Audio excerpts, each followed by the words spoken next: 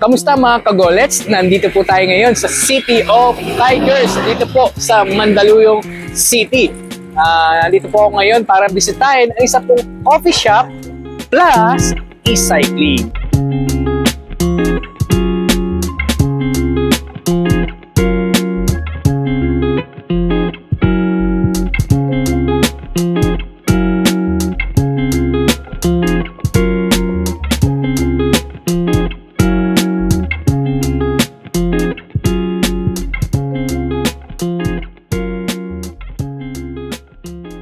So guys, check it out. Tingnan natin ano nga ba ang bago sa atin dito pagdating sa cycling industry. Ano na nga ba improvement ng cycling ngayon? Let's go!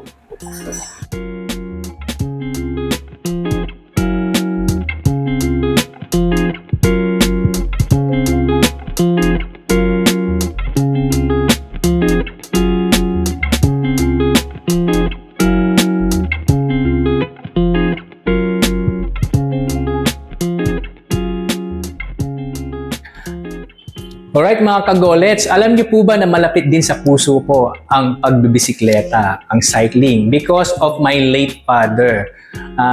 Nabanggit kasi ng aking father dati, nakakwento niya na siya ay cyclist din. Iniikot niya po ang buong Luzon. Imagine na lang natin, no, from Muntinlupa to Pampanga, binabalikan niya lang po yun. At isa po sa mga nakwento niya before ay yung gusto niya pang lumayo pero iniisip niya lagi yung pabalik niya. So ngayon, pag-usapan natin ano na nga ba ang improvement pagdating sa cycling industry. Ano na nga ba ang nadagdag? Siyempre, nadagdag dito yung Waze, yung mga Google Map natin, no? Dati wala naman yan eh. So, madalas yan ang nagiging problema ng mga siklista natin. Ngayon, naka-Waze na tayo at Google Map. Pero, pagdating sa bike, ano na nga ba yung mga nadagdag na pwede nating magamit, makatulong sa atin para makalayo-layo pa? Diba? Para meron pa tayong pangbalik. Tara, pag-usapan natin dito sa Go E-Vehicle.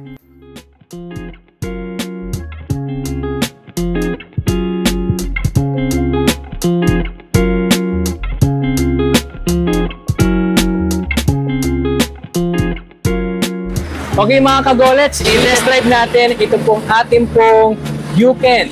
Okay? Let's go! Ayan.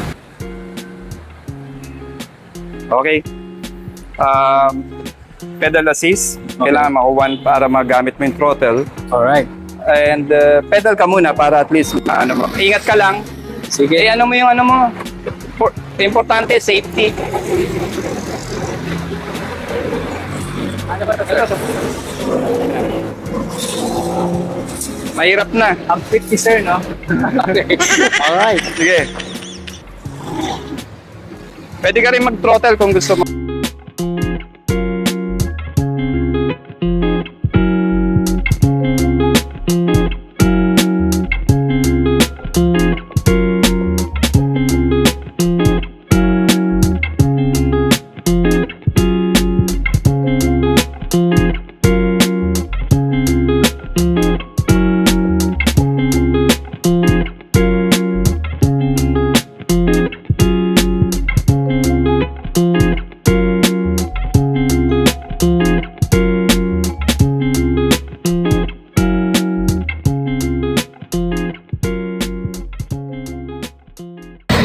Mga kagoles, napakaganda po nito dahil unang-una, hindi ako nahirapan magpedal.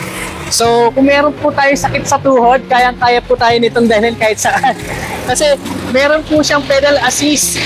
So, ikaw mamimili kung gusto mong magpedal, kung gusto mong mag-e-bike, walang problema to dahil ito na yung ating technology pagdating po sa mga e-cycling. So, guys, baka ito na ang e-bike na para sa'yo. Let's go!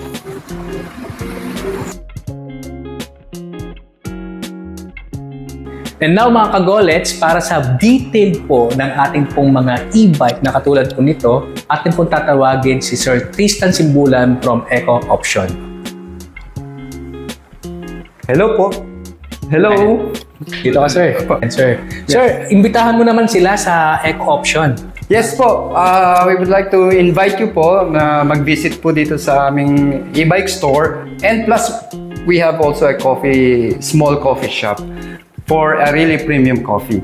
And about yung bike namin, we are distributing Yuken products, Yidi and Hunter na e-kick scooter.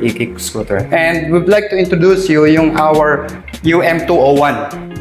Okay? This UM201 is really maganda po siya talaga dahil unang-una po, it's packed with a lot of power. Kasi 1,000 watts po siya and yung range niya po is very decent po. Kasi yung battery niya is 23 amperes. Yes. And it's LG.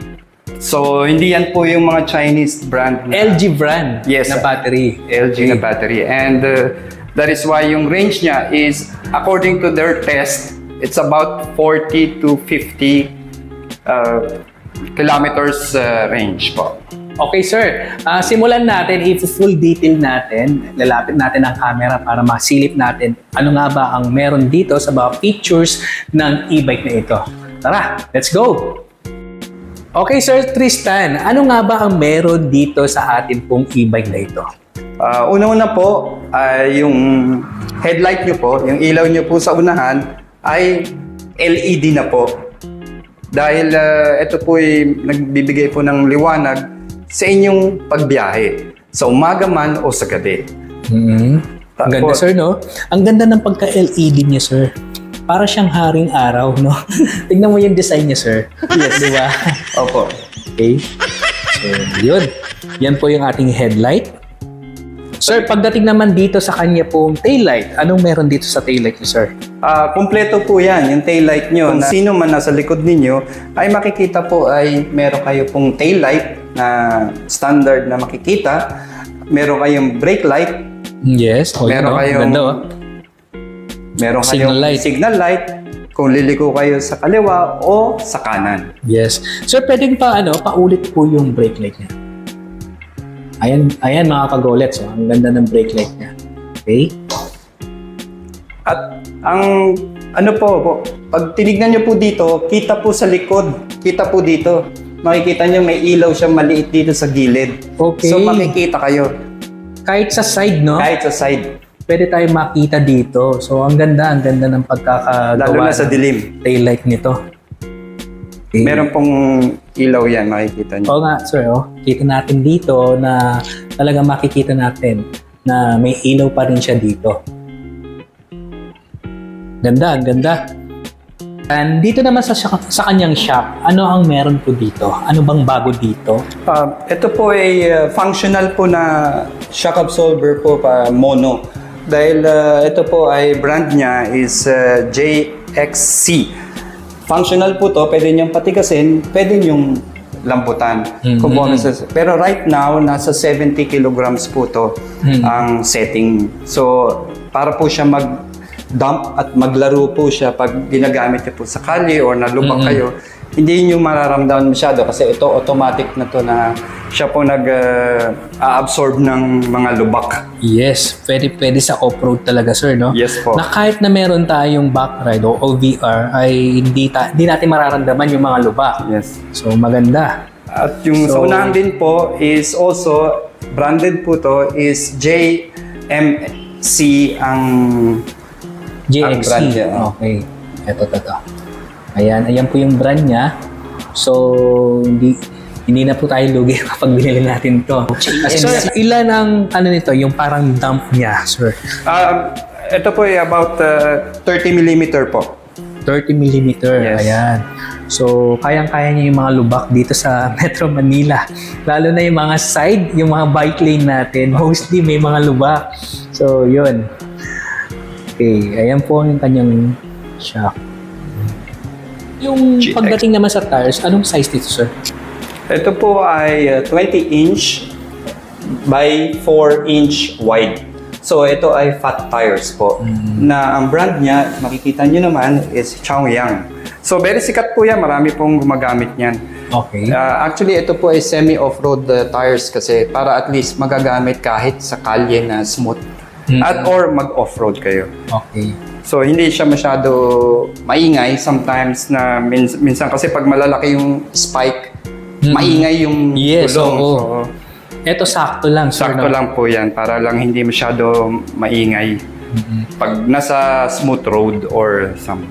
Sir, pagdating sa likod, ganun din pa? Same Ganun din size po. lang din? Parehas lang po ang size and also parehas din po na aluminum alloy po yung mga ano niya, yung mugs niya sa yung rim na sinasabi. Yun ang kagandahan ng aluminum alloy na. So, Yes. magaan na to, sir, no? Magaang po yan.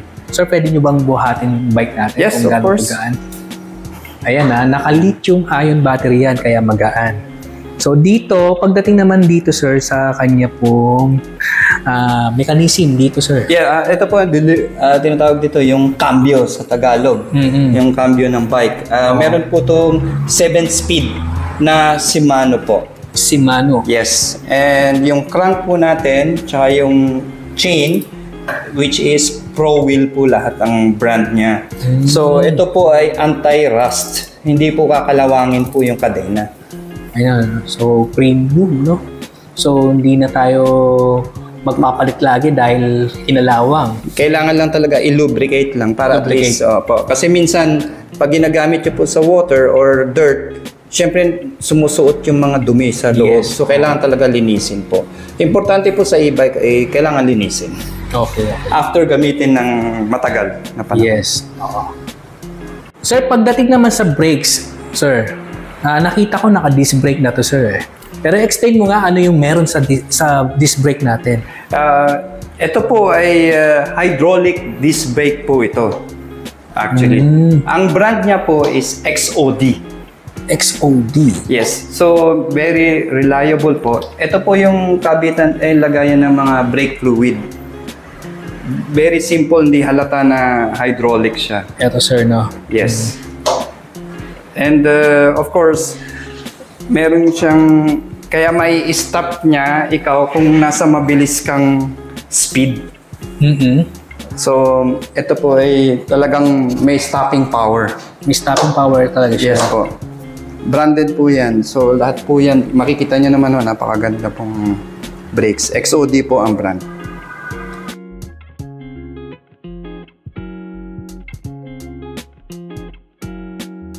Sir, pagdating dito sa kanyang grab bar, so ang ganda po ng grab bar niyo, promise. Ang ganda ng pagka-finish. So, sir, ano yung mga button dyan, sir? Yes. Unang-una po, of course, yung pagbukas ng display, ng system ng bike. Ito po ang switch niya para mag-on and off. Okay. And also, meron pong mga feature pong iba nasa loob na, kunyari, yung takbo mo or ang pinaka-importante po is yung voltmeter. Meron na siyang sarili. Hindi na ho kayo bibili para lagyan nyo ng voltmeter kasi meron na siyang sarili yung display. Ano yung meron dyan, sir? Sige, sir. Yan yung voltmeter. Yes. Kasi karamihan kasi namomonitor mo yung bike mo kung malapit na ma-drain talaga. Yes. Dito mo nakikita yun. Bukod pa doon sa mayroon siyang bar meter. Bar meter, yes. And of course, makikita din dito po yung pedal assist nyo. Okay. Ngayon, kunyari, kung number 1 siya, pag pupunta po kayo dito, pedal nyo po yan. Pag pinidal, makikita nyo malambot po agad. Gumagana po siya agad. Pag naka number 1. Pag naka-pedal ito po ang assist control niya sa pedal assist. Ito po. Mm. And yung control para sa kung ayaw nyo gamitin sa pedal assist, gusto nyo mag-exercise, ito po yung control niya para sa cambio or para sa mga gears. Ito yung control. Yes po. Okay. Pakita ko po sa inyo para at least pag pinindot ko to, mag-release po siya. Ayan. Ayan. Tapos, pwede rin nyo po ibalik, itaas. Sorry po. Ayun, no? At dito rin po yung release niya para bumalik sa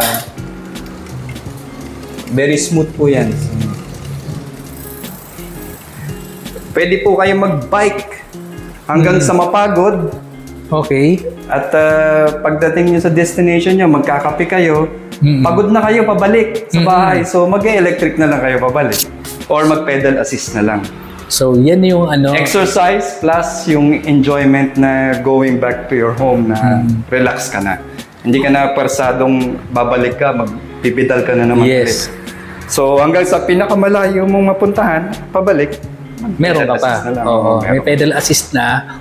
Diba? Opo. And dito rin po yung controls ng headlight, of course. Yan yung headlight. Yes, may busina po. Wow, meron na Meron yung signal light para sa left and right po. Yan.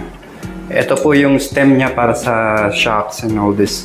Para humahawak sa bar, pwede nyo pong adjust yan. And also meron siyang very soft grip. Ang bike po is half twist po sa throttle. May throttle po siya. Andito po ang throttle niya. Okay. Pag nilagay ko po sa gear 1, pwede niya pong i-throttle na. So, pwede niyong isagad yan kung gusto niyong mabilis. Para makita niyo po.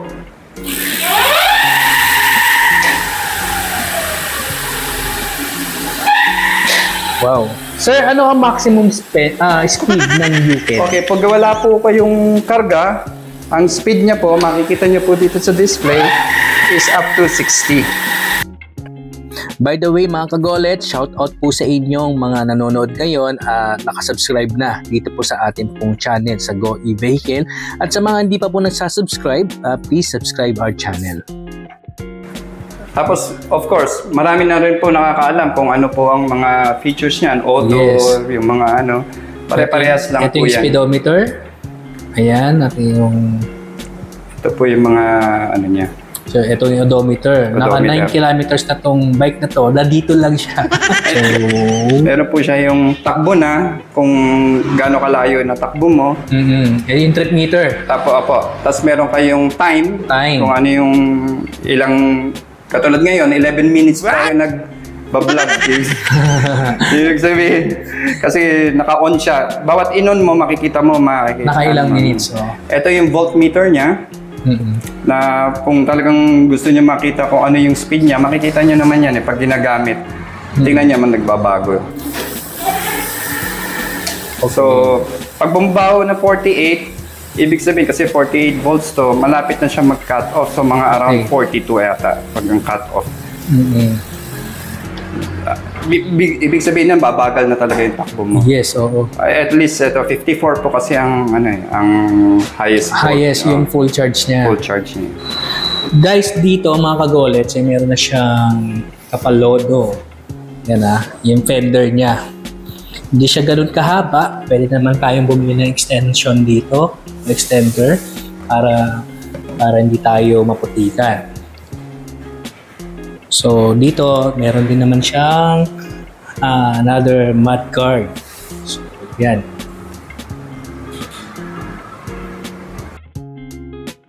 Mga kagolet, yung upuan nito ay magandang klase rin, malambot, pang 2-seater din to. Nasakyan ko po to kanina.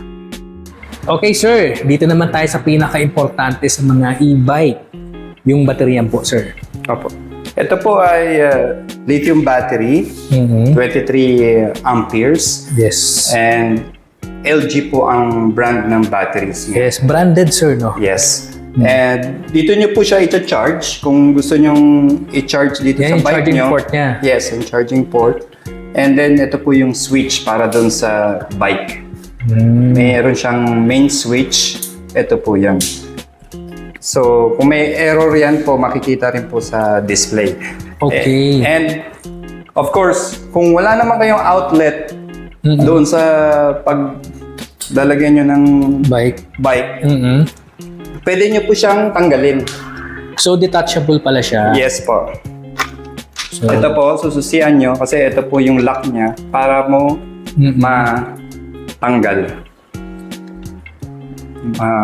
Hirap matanggal. Bigat kasi. Baterya lang po. 34 kilograms po ito. 34 kilograms na. Okay, oh. Ito kasi po, malaki po siya. Ito po yung instructions. Mga ganun. Okay. 48 volts. Yes po. 23 amperes. 23 amperes. So, malayo-layo na po ang atin pong magiging biyahe. Malayo na. Sa kanya pong controller. Ano po yung kanyang controller, sir? Yung controller po ay nandito po sa box na to sa loob. So, napaka-safe po. Wala pong makakagalaw. Wala pong kung hindi technician lang po.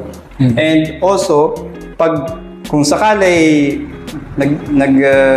naabutan kayo ng ulan, okay, wala pong problema. Pwede po, nauulanan kayo, okay lang, walang problema. Yung problema po kasi yung baha. Huwag na natin Huwag nyo na ilagay sugod sa yung baha. sugod sa baha. Pero kung nasa baha po kayo or nasa trail or something, wala naman pong problema. Basta wag lang po aabot yung baha dito. Okay. Wag lang mag-steady, no? Ito yung controller. Siyempre po, may mga daanan po yan para sa mga kuryente. Pero sa amin po, sinisil ko po yan para at least protection na rin po doon sa controller. Pag nabasa naman po yung controller, patuyuin nyo lang kasi mag-e-error yon. Pero pag pinatuyo nyo po, babalik po sa dati. Okay. So, wala ko kayong alalahanin kasi matutuyo lang naman yan. Yung controller. Tsaka yung controller po niyan sealed. So, yun po ang ano niya. IP54 po yung controller sealed. Tapos ito po is IP67. So, naka-sealed po yung battery nyo kaya hindi mababasa. Waterproof. Yung rating niya po. Rating. Okay. Yes. Kasi importante po sa battery may rating. Kasi kung hindi po, pag pinasukan ng basa, masisira po at mag-short po yan. Kaya kailangan po talaga ang certification ng IP67 para sa battery. Alright. Okay mga kagolets, yan na po ang ating pong UCAN UM201. Okay. Guys, napakaganda nito. Pwede sa off-road, pwede sa city, Saka maganda pwede talaga pang long po. ride. Diba? Ibang klase. Sir, anong height nyo, sir? 5'7". 5'7". Apo. Ayan. Tapos yung iba, maglalagay na lang ng basket dito para lalagyan nila ng mga Okay. ano-ano. Maganda po pang pasok sa, kunyari sa trabaho, hindi na kayo mapapawisan, makakatipid pa kayo ng gasolina. Okay. Ang maganda We dito. encourage you po bumili ng e-bike. Of course, kung talaga pong importante rin po kasi yung pagpunta mo sa office, hindi ka pinagpapawis. Yes, oo. Dahil pagod ka kakapidal. So magpedal ka na lang pag pauwi. Pauwi na lang. Kung gusto mo mag-exercise pa, pang alis stress. Yes. Pero sa umaga, kailangan fresh ka. Kaya kailangan mo gumamit ng kuryente. Alright. Ganun no? Sige. Sir, invite nyo ulit sila dito sa ating showroom. Ano By the bang way po, address nito, sir? 614 Bonnie Avenue, Corner Sikat, E-Cycle and Coffee Lane po. Okay. So dito po sa Mandaluyong. Sorry. Ipa-flash ko po sa screen ang kanila pong address. Opo. So, yan. Nakikita nyo naman sa ating screen. And also, gusto po sabi po sa inyo na meron po itong 1-year warranty po. Okay. So kung any problem po sa system or sa baterya, no problem po yun. Naka-warranty po lahat. Alright. Except for the tires tsaka yung brakes. Kasi talagang mauubos po yan. Hindi Nauubos, naman po oo. yan. Consumable po yan. Not unless po na may problema yung brakes itself, papalitan din naman po yan kung may sira. Pero kung brake pads lang, hindi po kasali sa warranty. Yan ha. May warranty po ang ating pong baterya. Alright. Buong bike po actually. Boom bike.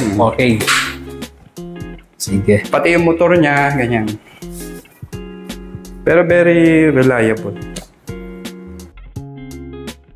Okay mga kagolets, ang UCAN UM201 ay nagkahalaga po ng 78,000 pesos. Straight payment transaction. And pwede naman pong home credit at saka bilis maya kung gugustuhin nyo po. Makipag-transacts lang po kayo kay Sir Tristan kung paano po ito. Nandiyan po yung contact number po ni Sir Tristan at yung kanila pong address. At kung gusto nyo pong i-test drive ang kanila pong mga unit, pwede naman po magpa-schedule lamang po kayo sa kanila. At kung may mga katanungan po kayo sa ating pong napag-usapan sa e-bike na ito, pwede nyo pong itanong kay Sir Tristan. Mga kagolets, kung hindi ka pa po nag-subscribe, baka naman pwede nyo na akong i-subscribe ngayon. Simple-simple lang po.